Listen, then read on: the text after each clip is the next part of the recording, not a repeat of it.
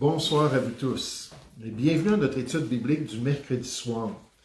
Bienvenue à notre analyse de la parole de Dieu et à son application pratique dans notre marche avec le Seigneur. Application pratique puisque l'Église a reçu la responsabilité et le mandat pour ceux qui sont sauvés de les enseigner à observer tout ce que le Seigneur nous a prescrit. Matthieu chapitre 28 au verset 20. Et c'est ce qu'on veut faire ce soir. On veut apprendre à observer les vérités de la parole de Dieu dans nos vies de tous les jours. Et pour ce faire, j'aimerais qu'on puisse parler un peu sur le rôle de l'idolâtrie dans la vie du chrétien. Le rôle de l'idolâtrie dans la vie du chrétien. Et probablement que la réaction normale de tout chrétien mature puis ayant une certaine expérience des Écritures serait d'affirmer catégoriquement que l'idolâtrie n'a rien à faire avec l'enfant de Dieu, que le chrétien ne devrait jamais tolérer des idoles dans sa vie, qu'il devrait au contraire enlever toutes les idoles de son cœur. Et pour un tel chrétien, j'aimerais dire qu'il aurait entièrement raison. Une telle conclusion est bel et bien biblique. Et c'est en effet la révélation du seul vrai Dieu que les idoles lui sont abominables et que pour le chrétien, il devrait fuir l'idolâtrie. 1 Corinthiens chapitre 10 au verset 14. J'aimerais vous inviter ce soir à chercher la première épître de Jean au chapitre 5. La première épître de Jean au chapitre 5, j'aimerais qu'on puisse revoir cette vérité biblique concernant l'idolâtrie et le chrétien, qu'on puisse considérer à nouveau ce principe important des Écritures pour garder un cœur pur devant Dieu, qu'on puisse laisser le miroir de la parole de Dieu refléter l'état de notre homme intérieur quant à ce sujet-là de l'idolâtrie. Et nécessairement pour le chrétien évangélique. Je ne parle pas de l'idolâtrie dans le sens de la vénération d'une statue quelconque ou d'une idole dans le sens traditionnel de la religion autrefois populaire dans notre patrie. Je ne crois pas que ce soit nécessaire de considérer l'idolâtrie dans ce sens restreint des idoles religieuses de notre monde, mais je veux plutôt penser à l'idolâtrie dans son sens plus spirituel et plus intime au niveau de notre cœur. L'idole comme étant tout ce qui est plus important que Dieu dans ma vie.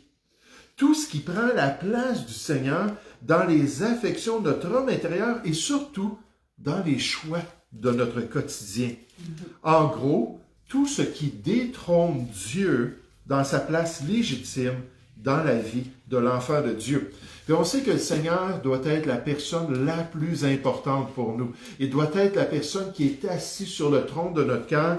Dans Matthieu 22 au verset 37, on présente ce standard aux croyants lui disant « Tu aimeras le Seigneur ton Dieu de tout ton cœur. » Donc on voit que c'est un absolu. De tout ton cœur, de toute ton âme et de toute ta pensée. Dans Luc chapitre 10 au verset 27, on dit même « et de toute ta force ». Dans tous les éléments de notre vie, on doit être passionné pour Dieu. On doit l'aimer, on doit désirer lui plaire et lui être agréable. Puis dans ce passage-là et ce premier commandement, Dieu nous révèle clairement qu'il doit avoir la première place. Il doit être entièrement sanctifié dans l'homme intérieur du chrétien. Il ne veut pas du tout de compétition pour nos émotions, sinon ça deviendrait de l'idolâtrie. Pas en train de se prosterner devant une statue, mais en train de faire des choses dans nos cœurs qui sont aussi coupables aux yeux de Dieu. Parce que là, c'est plus Dieu qui règne dans notre cœur. Le pasteur D.L. Moody le dit si bien. Il dit, il n'est pas nécessaire d'aller dans les pays païens pour trouver de faux dieux, les idoles des religions du monde. L'Amérique en est pleine de ces faux dieux. Tout ce que vous aimez plus que Dieu est votre idole. Donc, ce soir, on va regarder un passage biblique, on va considérer cette réalité-là, et l'application pour nous, ça va être de nous regarder sincèrement, puis de voir s'il y a quelque chose qui est plus important que Dieu dans notre vie. Et ainsi, le chrétien doit examiner son cœur, il doit se juger lui-même, il doit s'assurer d'aimer Dieu au-delà de toute autre chose. 1 Jean chapitre 5. Et la première chose que j'aimerais qu'on puisse voir ce soir, c'est que l'idolâtrie, c'est un péché pour le chrétien. L'idolâtrie, c'est un péché, c'est mal, c'est quelque chose qui est contraire au plan de Dieu. Vous vous rappelez la liste noire de Galates chapitre 5, lorsqu'on nous parle des œuvres de la chair, dans Galates chapitre 5, versets 19 à 21, on nous dit que l'idolâtrie, c'est une œuvre évidente de notre vieille nature, de notre nature corrompue, notre vieil homme qui ne plaît pas à Dieu. En fait, on nous dit que ceux qui marchent selon la chair, dans Romains 8:8, ne pourraient pas plaire à Dieu. On a cet attachement-là pour des éléments dans notre vie qui sont contraires à l'affection pour Dieu et qui nous détournent de la volonté de Dieu. Cette chair qui poursuit ce qui est contraire au plan de Dieu pour le chrétien et que Dieu considère de l'idolâtrie. Dans 1 Jean chapitre 5 au verset 18, on a déjà étudié ce passage dans notre série à travers la première épître de Jean. On nous dit au verset 18, « Nous savons ». Donc, ça faisait partie des conclusions. Ça fait partie des certitudes qu'on a développées à travers cette série. Nous savons que quiconque est né de Dieu, toi qui es un chrétien, une chrétienne, toi qui as expérimenté la nouvelle vie en Jésus-Christ, nous savons que quiconque est né de Dieu ne pratique pas le péché. Et tout à l'heure, on va arriver au verset 21, puis on va aborder la question de l'idolâtrie. Mais on ne devrait pas pratiquer l'idolâtrie, on ne devrait pas avoir des idoles dans notre cœur, des choses plus importantes que Dieu. Mais celui qui est né de Dieu se garde de lui-même. Et quant à l'idolâtrie, c'est ça que Dieu veut pour nous, qu'on puisse se garder nous-mêmes et le malin ne le touche pas. On va juste lire le restant du passage avant de voir les autres points. Ça dit, nous savons que nous sommes de Dieu et que le monde entier est sous la puissance du malin, en contraste avec l'enfant de Dieu. Nous savons aussi que le Fils de Dieu est venu et qu'il nous a donné l'intelligence dans cette nouvelle vie-là pour connaître le véritable, le seul vrai Dieu, celui qui est véritable. Et nous sommes dans le véritable, en son Fils Jésus-Christ. C'est lui qui est le Dieu véritable et la vie éternelle. Petits enfants, gardez-vous des idoles. Comme application de cette vérité et de cette relation avec le seul vrai Dieu, on nous dit, c'est votre responsabilité. C'est ce que Dieu s'attend de vous. L'idolâtrie est mal pour l'enfant de Dieu. C'est quelque chose qui est charnel, donc qui vient de son ancienne nature. L'idolâtrie est le contraire du plan de Dieu pour le chrétien. L'idolâtrie ne devrait pas être une caractéristique de ses affections alors qu'il cherche à vivre pour le Seigneur. Jean nous dit ici, « Quiconque est né de Dieu ne pratique pas le péché » au verset 18.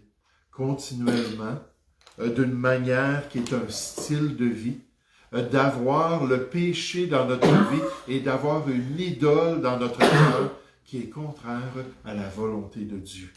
C'est pour ça qu'on doit se placer à chaque jour devant le miroir des Écritures. Puis dire au Seigneur, « Seigneur, que veux-tu que je fasse? Seigneur, montre-moi. » J'aime tellement le psaume 119 au verset 18. Ça dit, « Ouvre mes yeux pour que je contemple les merveilles de ta loi et que je comprenne ta volonté et que je sois confronté avec l'état de mon cœur pour que le Seigneur soit sanctifié dans mon homme intérieur. » Vous savez qu'on pense au salut et à la vie qu'on a reçue en Jésus-Christ. Un des éléments de notre repentance qui paraît dans les Écritures, comme dans l'expérience des Thessaloniciens, c'était très clair, c'est que celui qui se repent réellement doit abandonner les idoles de sa vie pour servir le seul vrai Dieu. 1 Thessaloniciens 1 au verset 9. C'est un beau fruit d'une vraie vie en Jésus-Christ. C'est un beau fruit d'une vraie transformation. Alors qu'on est en mesure de se débarrasser progressivement. Puis je dis bien progressivement parce que ça fait partie de notre sanctification des idoles qui s'étaient attachées à notre cœur dans notre ancienne vie. Là, on doit laisser le Seigneur nous montrer ces affections-là qui sont plus importantes que lui pour dire tout simplement « je cesse » et je ne veux plus m'attacher à ces choses. Vous vous rappelez de mon témoignage, comment Pendant 9 ans, j'avais travaillé à temps plein pour notre assemblée, puis j'étais vraiment impliqué là, à 100% dans l'œuvre de Dieu. Puis là, il est arrivé une circonstance où on m'a demandé de prendre une année sabbatique. Puis là, pendant cette année-là, j'avais une épouse, nécessairement, j'avais 3 enfants. Puis là, j'ai commencé à considérer mon avenir. Puis au lieu de penser de retourner dans l'œuvre de Dieu ou que Dieu avait un autre aspect de l'œuvre de Dieu pour moi, j'ai décidé de prendre la porte du monde, puis de penser à des choses dans le monde, puis une carrière dans le monde. Puis là, tout à coup, biochimiste est venu dans mon esprit. Puis là, pendant 1 an de temps, j'étais malheureux parce que c'était une grande idole dans mon cœur. Ça troublait ma relation avec Dieu, ça troublait ma relation avec mon épouse, ça troublait toutes mes relations. Puis j'avais pas de joie. Jusqu'à ce que le Seigneur m'amène à cette place-là, pour dire, regarde, tu as essayé, je ne veux pas que tu sois biochimiste. Puis là, que je dis, Seigneur, ok, j'arrête, puis je te donne ça. Je remets ça entre tes mains. Comme le chant dimanche, là, ce renoncement, puis cet abandon-là à Dieu. Puis là, Dieu a dit non, c'est encore dans le ministère chrétien que je te veux, puis que je te renvoie. Mais ce besoin-là, vous savez, pendant la période de la tribulation, la Bible dit que ça va être une des grandes caractéristiques d'après Apocalypse. Et là, je me suis vraiment devancé dans mes notes, même que c'est plus loin. Je reviens là-dessus tout à l'heure, mais on nous dit comme évidence de ceux qui ne sont pas sauvés, le Nouveau Testament déclare que les idolâtres n'hériteront pas le royaume de Dieu. 1 Corinthiens 6, versets 9 et 10. Puis même dans Apocalypse 21:8, on dit « Pour les idolâtres, leur part sera dans l'étang ardent de feu et de soufre, qui est la seconde mort. » Cette caractéristique-là, si quelqu'un ne se repent pas réellement de son idolâtrie, alors pendant l'éternité, ça va paraître dans sa damnation, alors qu'il ne s'est jamais tourné vers le seul vrai Dieu. Mais ce besoin-là pour le chrétien de comprendre que l'idolâtrie, c'est mal, et ça ne fait pas partie du plan de Dieu. Maintenant, j'aimerais aussi qu'on puisse apprendre ce soir que l'idolâtrie est normale pour les non-sauvés. Puis c'est là que je me suis devancé dans mon verset. Mais l'idolâtrie est normale pour les non-sauvés, les inconvertis. C'est un des péchés standards de l'homme naturel qui rejette une relation avec le seul vrai Dieu. C'est un des esclavages spirituels imposés à l'humanité par le Dieu de ce siècle, par cet esprit malsain qui agit dans le cœur des fils de la rébellion de notre monde. Puis dès la chute de la race humaine, les hommes déchus ont démontré ce choix de leur cœur, on nous dit dans Romains chapitre 1, ayant connu Dieu. Ils ne l'ont point glorifié comme Dieu, versets 21 à 23. Et même se sont égarés dans leurs pensées, et leurs cœurs sans intelligence ont été plongés dans les ténèbres, se vantant d'être sages à cause qu'ils étaient sans Dieu dans leur vie, qu'ils vivaient leur athéisme ou leur religion païenne. Ils sont devenus fous. Et ils ont changé la gloire du Dieu incorruptible. Et Dieu dit, c'est de la folie de faire ça. Ils ont changé la gloire du Dieu incorruptible en image représentant l'homme corruptible, des oiseaux, des quadrupèdes et des reptiles. Romains 1, versets 21 à 23. Puis dans les derniers temps, ça va être une grande caractéristique de cette période qu'on appelle la période de la tribulation, où les ténèbres vont régner sur la terre. On nous dit les autres hommes dans Apocalypse 9, 20 ne cesseront pas d'adorer les démons. Puis ça va être la grande majorité des gens. Romains 13 nous dit qu'ils vont même adorer le diable. Mais ils vont adorer les démons.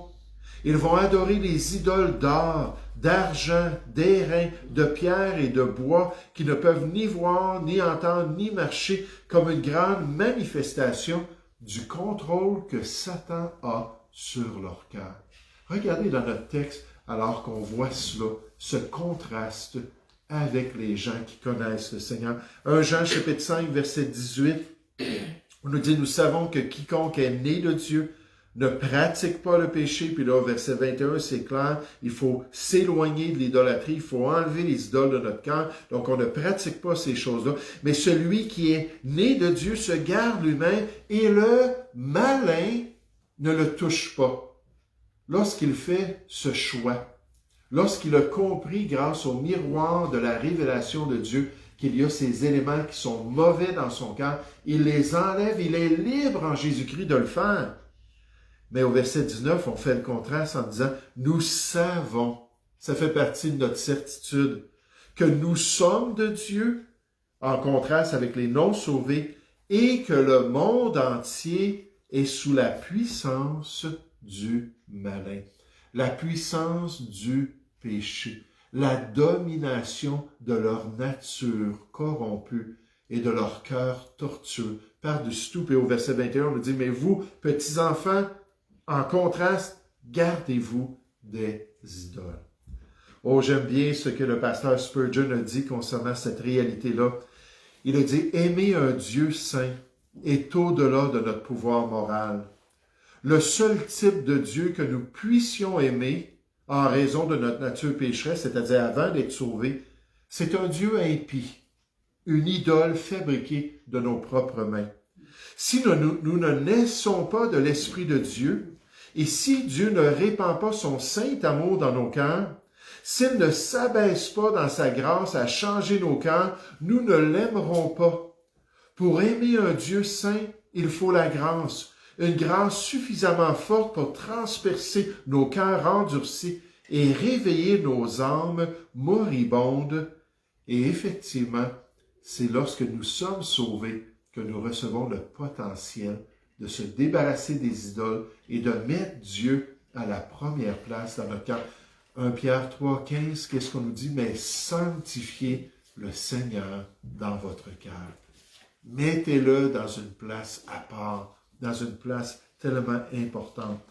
Et vous savez, quand on pense à ça, c'est pas étonnant que le monde autour de nous ne fait aucun cas de Dieu. Que les gens démontrent leurs affections pour tout, sauf pour le Seigneur et sa volonté.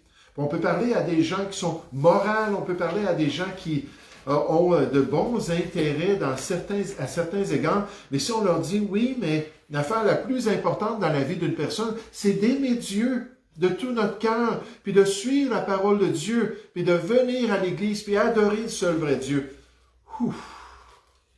Là, on voit les gens là, qui réagissent, n'est-ce pas, qui n'ont pas cet intérêt-là. Puis l'été, pour moi, quand on s'en va à l'Assemblée chaque dimanche matin, j'ai toujours ce rappel-là. On voit les gens qui sont en train de jouer sur leur terrain avec leurs enfants. On voit des personnes qui sont en train de prendre une marche, des personnes qui sont en train de faire du vélo. Si on passe près d'un cours d'eau, des gens qui vont être en train de faire du kayak et une autre activité. Ils ont des intérêts et des affections pour toutes sortes de choses. Mais lors du jour du Seigneur, certainement pas pour le seul vrai Dieu. J'aimerais dire que c'est même une tentation pour les chrétiens. Alors que le diable donne des occasions de faire des choses les dimanches. Si une personne n'a pas des convictions de cœur, puis j'aimerais vous dire, mais ça, il me semble que c'est rare. Il y a 35 ans, quand j'ai accepté le Seigneur, dans l'assemblée où on était, c'était la majorité qui savait le jour du Seigneur, c'était pas un sabbat chrétien. Mais le jour du Seigneur, si c'était pas à cause du travail, de la maladie, des circonstances extraordinaires, on s'en va adorer Dieu. On va aimer Dieu de tout notre cœur en le faisant. Mais là, on voit dans notre société que les gens vont aimer toutes sortes d'autres choses, mais certainement que leurs affections ne seront pas tournées vers Dieu. Ou quand on pense à l'idolâtrie, on réalise que pour le chrétien, c'est quelque chose de mal. Il doit toujours examiner son cœur. Quand on pense à l'idolâtrie, on réalise que les gens non sauvés de notre société, pour eux, c'est plein d'idoles dans leur cœur. C'est tellement important dans leurs affections d'avoir des affections pour tout et nécessairement pour plus que le Seigneur lui-même. J'aimerais en terminant qu'on puisse considérer l'idolâtrie et la relation avec Dieu. L'idolâtrie, cette faiblesse de notre chair, met le potentiel dans une relation avec Dieu d'avoir la victoire, de grandir de plus en plus dans notre sanctification. Dans 1 Jean chapitre 5, on nous dit au verset 18, « Nous savons que quiconque est né de Dieu ne pratique pas le péché d'une manière continuelle, et celui qui est né de Dieu se garde lui-même, C'est sa responsabilité, la liberté qu'il a reçue en Jésus-Christ, et le malin ne le touche pas. Nous savons aussi que nous sommes de Dieu et que le monde entier est sous la puissance du malin dans leur pratique, leur croyance, puis nécessairement dans cette question de l'idolâtrie. Et nous savons aussi que le Fils de Dieu, verset 20, est venu et qu'il nous a donné l'intelligence pour connaître le véritable, pour avoir une relation intime avec lui. Et nous sommes dans le véritable, en son Fils Jésus-Christ. Nous sommes unis en lui par le baptême de l'Esprit. Et à cause de ça, on est dans la personne même de Dieu. C'est lui qui est le Dieu véritable et la vie éternelle. Petits enfants, gardez-vous des idoles. Pour lutter contre l'idolâtrie naturelle de notre cœur, Dieu nous a donné une relation merveilleuse avec lui. Il nous permet de le connaître personnellement et quotidiennement et de pouvoir étancher les désirs de notre cœur grâce à sa présence dans notre vie. Il nous demande de demeurer dans cette relation prioritaire et d'ainsi bénéficier de toute la grâce nécessaire pour vivre une vie nouvelle et épanouie en lui. Il dit oui, le péché c'est une réalité, il en parle en masse dans 1 Jean.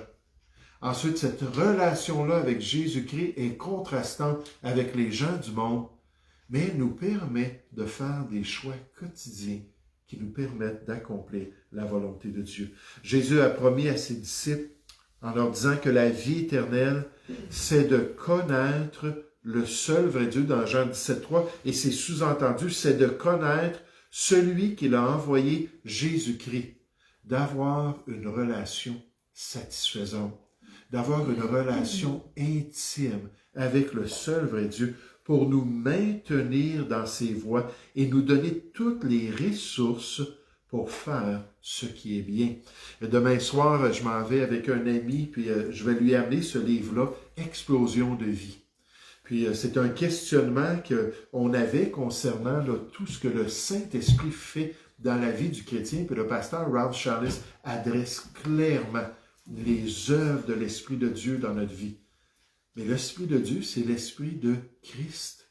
C'est lui qui nous connecte en Jésus-Christ et qui nous permet d'être près de Dieu et de marcher avec Dieu et qui nous permet de nous détourner des choses mauvaises dans notre vie et d'être de plus en plus victorieux dans ses voies. Regardez un dernier passage ce soir dans la 2e épître de Pierre, au chapitre 1. La 2e épître de Pierre, au chapitre 1. Puis dans Éphésiens 2,8, ça dit « Car c'est par la grâce que vous êtes sauvés au moyen de la foi. Et cela ne vient pas de vous, c'est le don de Dieu. » Quand on parle du salut, le moyen pour s'approprier le salut, la main du cœur qui vient saisir le salut, c'est la foi. Puis notre confiance dans la révélation du salut en Jésus-Christ. Puis là, on se tourne vers Dieu pour être sauvé.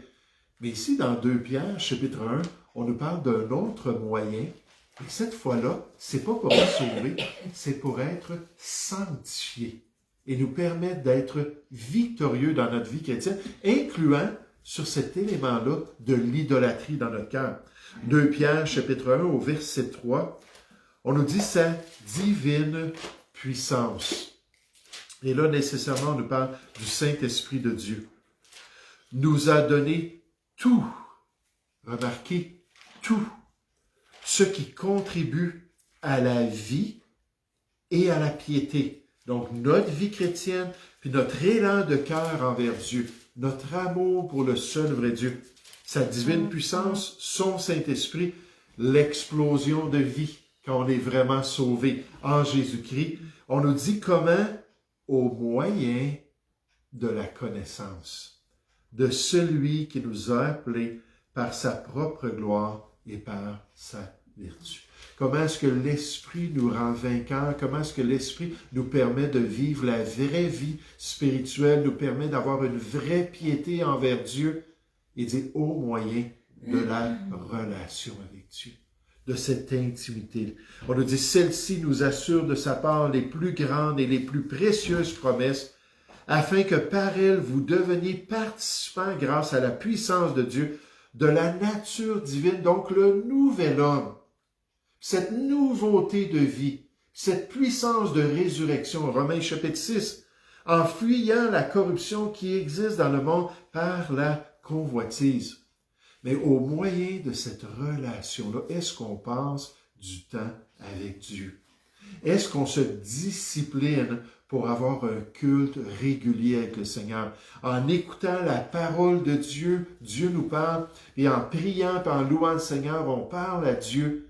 Puis si on fait ça, c'est la base de nos victoires spirituelles. On pourrait dire que c'est le moyen de notre sanctification progressive dans les voies de Dieu.